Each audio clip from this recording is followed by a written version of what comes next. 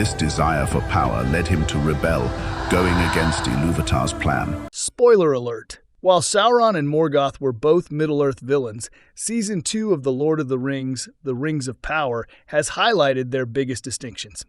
In the Prime Video series, Sauron is compelled to set himself apart from his former lord. He has made it clear time and time again that his vision of Middle-earth is preferable to Morgoth.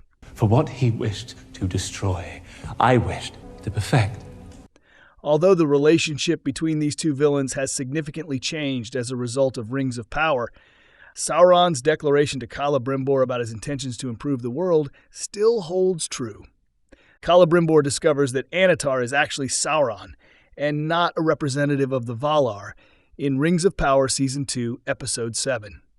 Sauron, who is eager to convince Celebrimbor that his mistreatment is nothing compared to the cruelty of Morgoth, ties the Lord of Eregion up and makes him work in order to complete the creation of his 9 rings. Sauron suggests that during the First Age, Morgoth tortured him and used pain and threats to make him comply with his wishes. Like Morgoth treated me.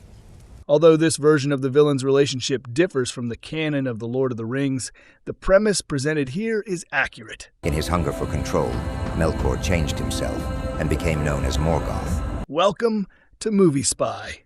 In The Lord of the Rings, Morgoth had a far different ultimate goal than Sauron. Sauron seems to believe that this improves him. The Lord of the Rings makes no mention of Morgoth ever compelling Sauron to carry out his orders. It is true, nevertheless, that Sauron and Morgoth had different objectives when they were Dark Lords.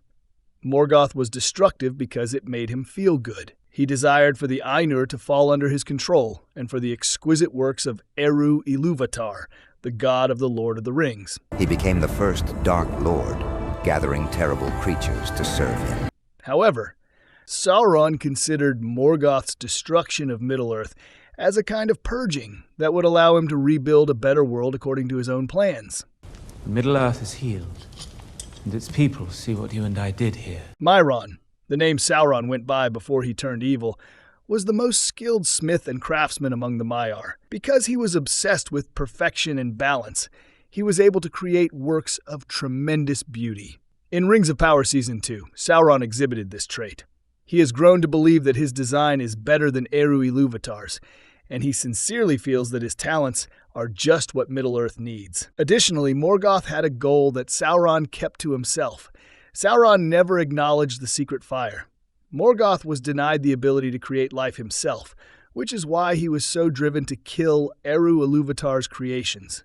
This desire for power led him to rebel, going against Ilúvatar's plan. When he was still known as Melkor, Morgoth helped the Ainur and Ilúvatar create the universe, but he went against God's will and inserted his own ideas into the song that did it. Subsequently, he developed a desperation to acquire the flame of the secret fire, which enabled Ilúvatar to bestow souls and free will upon his creatures.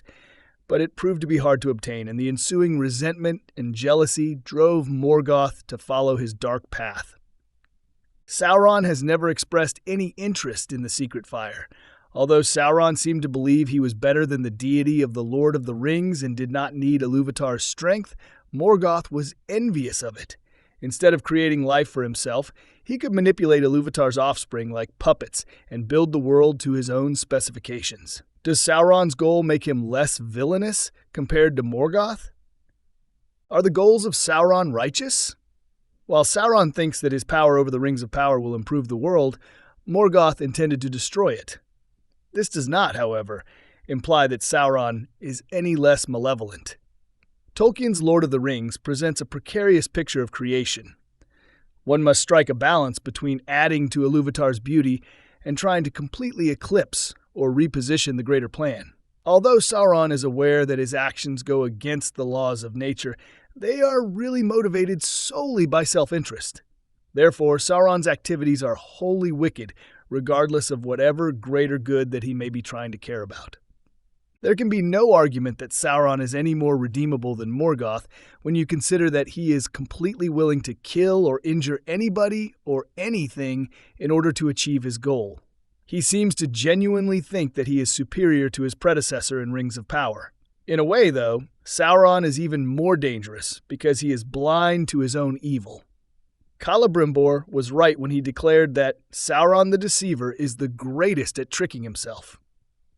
Thank you for watching. He wanted to create and rule worlds of his own, to shape reality as he wished.